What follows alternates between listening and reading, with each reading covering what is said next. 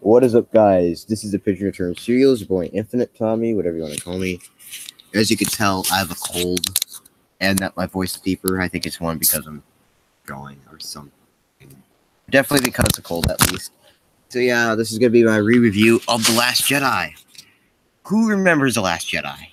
Well, the internet sure has, because this film is quite divisive among the fan bases out there. Just in general, personally, after a lot of thinking, watching reviews, watching interviews, just in general, after a lot of thinking and watching of videos, I've come to the conclusion that, I'm sorry, I did not like The Last Jedi. Though I do think the movie was well made on a technical aspect, I did enjoy the sets, I enjoyed the music. I thought Mark Hamill's acting was really good. Though there were good parts of it, I just didn't like it. I'm sorry, but I didn't like it. If you want to know why, then it's mainly because of the way the characters were handled, the way the story was handled. The acting, though Mark Hamill's probably the best of them. There were a lot of acting moments that weren't really good. John Boyega's character, Finn, he could have been really worked on, in my opinion. And you might be asking, well, Luke's character was handled well. Well, it wasn't. Well, you're just a fanboy because he wasn't handled like he was in Legends, and no. They contradicted everything we knew about the character, including what we were going to originally get. Believe it or not, Luke was going to be very powerful in the Force. J.J. Abrams pretty much said to Mark Hamill that in the end of The Force Awakens, we'd be seeing Luke lifting up rocks. But then when Rian Johnson was on board, who, from what I remember hearing, only read the early scripts, like the early drafts, decided to cut that out for his own version of the movie. Which, originally, we were going to get a very powerful Force Luke.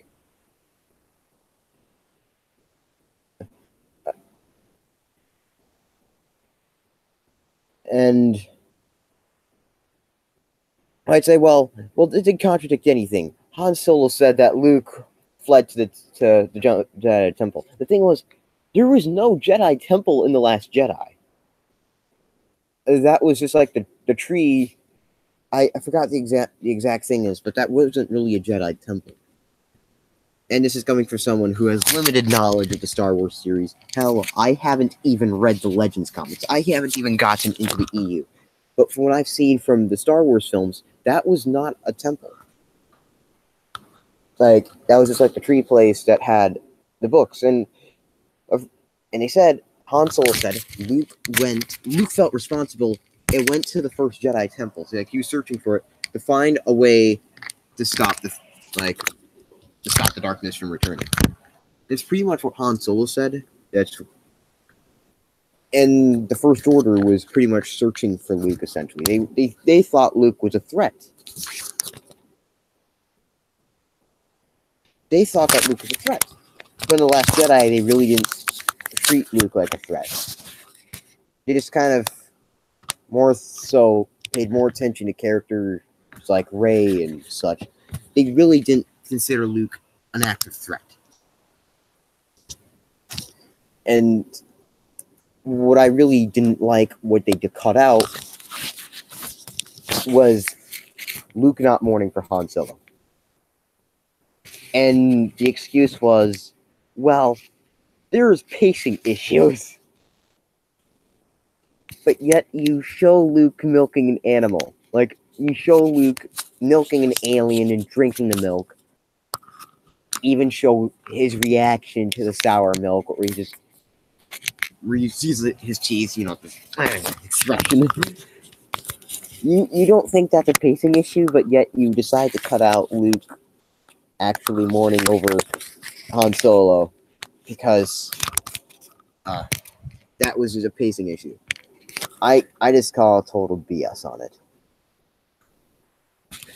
And some other things. Luke had no idea how Rey found him, yet what about the two maps? What about the Knights of Ren? how come, like, why are, like, all the characters in The Force Awakens, except for, like, Poe, Finn, Rey, and Kylo, how come those guys are, like, so important, but yet all the other characters are just nothing? BB-8 played a somewhat decent role in the previous film, but now he's just pretty much the discount R2-D2. You know, a lot of the old characters that were included in The Last Jedi were there just to pander to fans or just to be killed off. Which I just find, like, really dumb, I guess.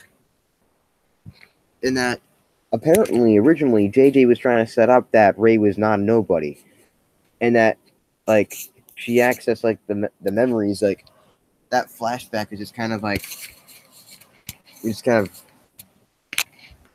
there to kind of, like, set up, like, her memories. Because apparently, from what I remember hearing from, like, articles and interviews, she was mind wiped at a young age. Which is why she has such a vague memory about her parents. No. But now just over with the contradictory stuff. Let's get on with the actual film. Alright, the biggest one, Luke Skywalker. And yet again, as I stated, it was mainly the contradictions, but like, the way Luke acted just felt out of character, and you might say, well, it's because, like, he was broken, like, and that, like, whoa, he's acting like how Obi-Wan and Yoda did, and that's, Yoda pretty much had to stay in Dagobah because, like, one, that's what pretty much nobody would really expect, and two, like, it was so he wouldn't be found, and that he'd be there to train Luke when he was ready. And Obi-Wan stayed in Tatooine not because he was isolating himself, but because he was, like, actively watching over Luke. And that's not only in Legends, but in the canon as well. That's why he went to Tatooine, was to pretty much, like, be there just in case if Luke needed help and such. Luke just went to the island to die, which really, you might say it's responsible that he's trying to take himself out of the picture. You might say, well, he was trying to do the right thing. However, he didn't really seem like he cared about anybody else. He didn't really seem to care about the galaxy until later on, which to me just kind of seems out of character. Like, Luke obviously cares about the galaxy. He'd obviously care about Leia. He'd care, and I think it would have been a good scene. It would have been a good idea to keep him mourning over Han Solo, because then then it kind of makes sense, because he'd be putting up a facade, trying to make himself seem like this grouchy old dude, while really he still really cares. He still has many emotions, and thus making him more of a character rather than the typical cynical once hero now a nobody who later on only shows up just to die. And I like the way they handled Luke's death, because it was symbolic of the twin suns, the sunset thing. Like, it started from him, like, being placed in Tatooine when he was a baby. Later on, hit A New Hope, where he goes out and looks at the sunset, his call to action, and him seeing the sunset one last time, which would represent his death. I think that would be very fitting. At the same time, I think they should have done that for Episode 9. I think killing off Luke was a pretty big mistake. This film should have been more of the call to action, in my opinion, if that's what Rian Johnson was going for, rather than just to kill Luke off. I think Episode 8, if we're going with Rian Johnson's story rather than JJ's, this should have been Luke's call to action. In a similar way, A New Hope was kind of Luke's call to action. And I say, well, that's not what they were going for. This is supposed to be the new generation. This is supposed to be Rey's story. But why not just do a huge time skip where you can introduce all the new characters and not even have the old characters, like what Rian Johnson is pretty much going to be doing in the new trilogy? Why not just that? Because then it'd be pretty pointless to have the old characters be in this if they're not even going to be playing a major role. like, I just don't see the point in having the original characters do what they would have done years ago. Hell, just have them be mentors, like passing the torch down. That's why I thought that Rey was going to be a Skywalker. Because of all the stuff JJ was setting up. Either she'd be a Skywalker or she'd be a Kenobi. Or she'd be related to a character we've known. I think it would have made sense because this would be Luke's way of passing down the torch. You know, that's why the lightsaber called to her. It was a passing of the torch. You know, it went from Anakin to Luke to Rey. I think that's what they... That's how I think it really would have been. And Luke was supposed... Like, Luke has this huge influential role in the movie. But really, what do they do with that? It's just him constantly being a grouch throughout the entire film until the last few minutes. He realizes, oh yeah, my friends need me to save them, but they were kind of setting that up until they remembered, oh yeah, Rey and Kylo are force FaceTiming each other because Snoke was setting that up. You know? So they have to have Luke be a grouch for a good chunk of the movie again. Until the last few minutes, which really... And mind you, when I was seeing this, I enjoyed the movie. In fact, I enjoyed the experience, and I loved seeing it. However, even though I enjoyed the experience, I really don't like the movie that much. And if you like the movie, that's fine. I mean, I'm just some loser kid online. I'm not even into like Star Wars as much as many other people are. I mean, my dad enjoyed the movie. He's a bigger Star Wars fan than me. He's been a fan since '77. What do I know? I'm just some kid born in the 2000s. What do I know? I just think that they should have handled Luke's character better. I really didn't like the way they handled Rey. They made her blatantly overpowered, which, though you might say is a good thing, which, you know, you might say, well, Luke was really powerful. The thing is, Luke actually went through struggles. Rey hardly has ever gone through any struggles, and though she has been, she has gone to, the torture thing from Kylo Ren and Snoke. Not as bad as getting her hand chopped off, or not as bad as arriving too late, you know. Pretty much everything bad that's happened to Rey was really inconvenient. We've hardly ever seen her struggle compared to Luke or Anakin or Obi-Wan, you know. Rey's supposed to be the new generation of Jedi, yet just by tapping into the Force and lifting some rocks and with some brief training with the lightsaber, all of a sudden she's so blatantly powerful. Like, whenever you play a video game, and you're in the main menu, and you use this cheat code, you press a certain, you press these buttons on a controller a certain amount of times, you unlock the cheat code system, you pretty much have place in all the codes and stuff that you got online, boom, you pretty much beat the game with all the stuff you unlock.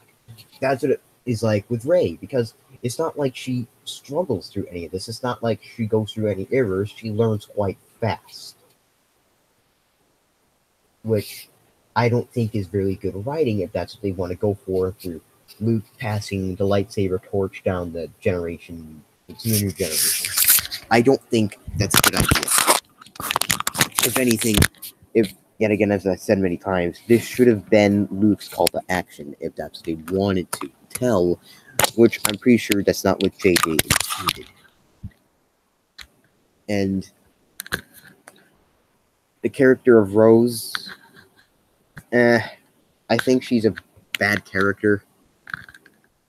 I think she's a horribly written character.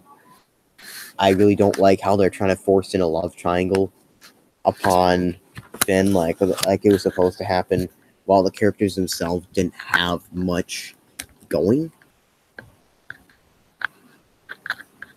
And what I also don't like is a commander character with the purple hair.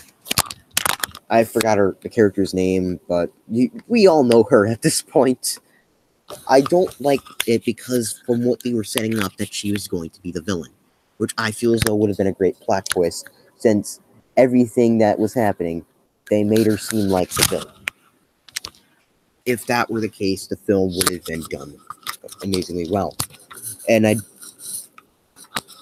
if she was the villain the entire time, and it's pretty much The Empire Strikes Back, where someone gets placed in the carbonite, that would have been a great twist. Though it would have copied Empire Strikes Back in a way, at least it would have been a great little twist. As you could tell, I'm sick and I have a cough. And I apologize for any of you viewers.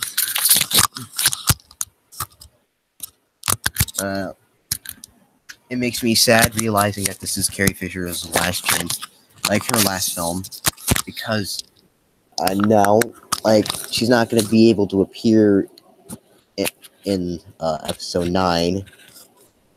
And Kathleen Kennedy said that they're not going to use CGI Leia like in Rogue One. They're not going to pull the Rogue One there. And it's really unlikely they'll recast Leia. So honestly, it's going to be a bit of a bummer. It's going to be sad. I think that this new trilogy would have a lot going for it. Like, we've had different directors.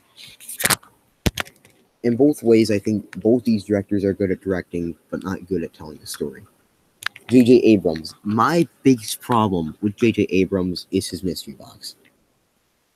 And this doesn't just apply to Star Wars. This applies to all his other films. Biggest one for me is Cloverfield. J.J. Abrams has taken movies that have nothing to do with the actual Cloverfield movie and try to relabel them as Cloverfield by adding on additional footage. The biggest examples were the 2 Cloverfield sequels. The first one originally being called The Cellar, something that had little to nothing to do with the Cloverfield movie. But realizing nobody would really see it, he added on the Cloverfield name to it, along with a few extra scenes that weren't even actually the Cloverfield monster. The movie was good, but the last 10 minutes were kind of cheesy. Next film, The God Particle. A film nobody would really see. A film that just, though it was an enjoyable experience, it was not that good of a movie. A lot of cliches and such. J.J. Abrams realized nobody would see it. So he adds on a few extra seconds, has a few extra lines of dialogue, and labels it as a Cloverfield movie. People see it. And what did he do? With all 3 of these Cloverfield films, add in a whole bunch of mysteries to it. It makes you confused and wonders what happens, only for the 3rd film to pretty much reveal that, oh, these 3 films are linked because of the multiverse. Which pretty much ruins what the first film was trying to tell. The first Cloverfield movie was a good film because even though it had many questions, it was a good movie. It took the kaiju genre and mixed it with found footage stuff. And it did it pretty well, in my opinion. But the biggest problem with J.J. Abrams is the mystery box. The fact he relies on it for his storytelling is very worrisome.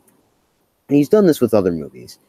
The Omniviewer made a big video discussing his problems with it and actually listed more examples.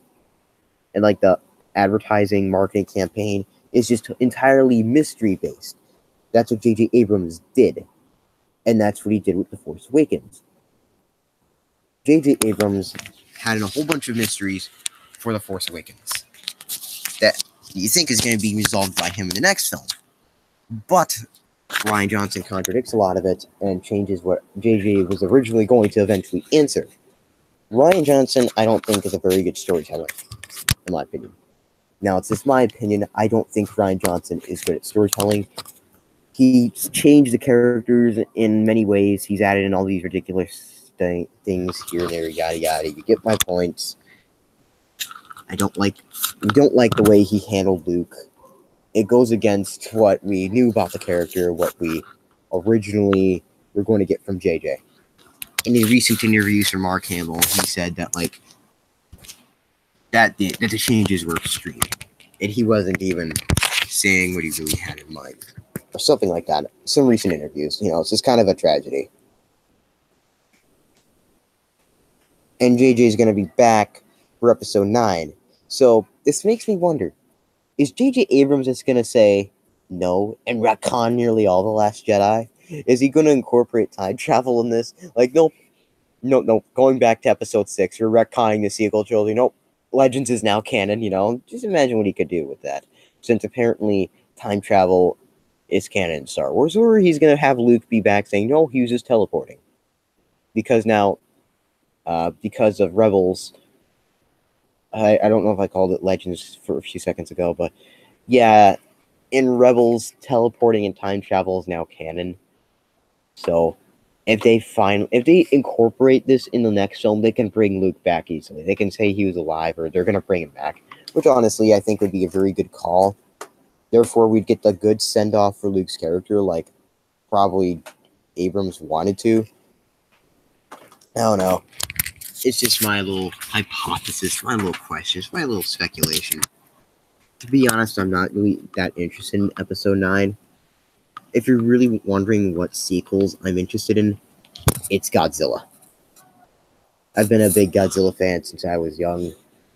I can't wait to see what they do with Godzilla. There's some little minor news here and there. They finished the reshoots. Apparently there's going to be like how in some movies they have like actors for CGI based stuff. They announced like one of them for Ghidorah, for one of Ghidorah's heads, I think. And 2 unannounced people will be playing the other heads. I find that very exciting. From what I've seen so far, Mike Dougherty seems like a pretty big Godzilla fan. I believe Godzilla King of the Monsters will be better than The Last Jedi, definitely. I hope. I don't want to be disappointed by more movies, And you might say, well, I went in with too many expectations. No, I don't. I go into movies with little to no expectations. I learned that easily. That's what I did with Godzilla back in 2014. All these people were expecting all this stuff. And I'm like, nope. I'm just going to go in with the expectations of, will I like it or not? Will I like the story? And I loved it. Probably my second favorite Godzilla movie. Call me a lunatic all you want, yada yada. My point still stands. I went in The Force Awakens with little to no expectations. I enjoyed it. As much of a ripoff of A New Hope as it is, I still enjoyed it. I went into The Last Jedi with little expectations, and though I was satisfied for a little bit, I realized that I was disappointed in it. But there are still good things about The Last Jedi. In a similar way, there are good things about the prequels. Like, of course, the soundtrack, the soundtrack of The Last Jedi was really good. I liked a lot of the effects. I liked a lot of the cinematography, the sets. I think that they were all really well done. Though I may not be the biggest fan of the Porgs, I think that Disney is doing a really good job because apparently they're making quite a bit of money off of the Porgs. Because, they're penguin bird things. They're supposed to be cutesy, They're like penguin gerbils. Of course, the kids are going to love something so cute. And they've made a lot of money, even though, for what I've seen, Star Wars doesn't make that much money with its toys anymore. The Porgs are very good. They're a really clever invention, because they're an easy way to make money off the things, because who wouldn't want a cute gerbil bird thing, easy to make money off of. There are good aspects of The Last Jedi, but however, I feel as though the negatives kind of outweigh the positives, as sad as it may be, or something. I don't know. I'm no expert at film critics. It's kind of weird that I'm reviewing films right now, since considering one of the biggest film critics online is getting a lot of hate. If you don't know, I'm referencing Channel Awesome and a lot of the scummy things that they've been responsible for. Yeah. To be honest, in terms of film critics, I've always preferred the Angry Video Game Nerd or Cinemassacre. Because even though, they both lasted over 10 years, and even though Cinemassacre has lasted longer, has been there longer, his content is still fresh, and his other content is entertaining, in my opinion. I just feel as though, James is more of a competent director and all that. You know, I should probably be cutting this review since I'm now sidetracking myself here, talking about other things. I hope you guys have a good one there. Talk to you guys later. Peace.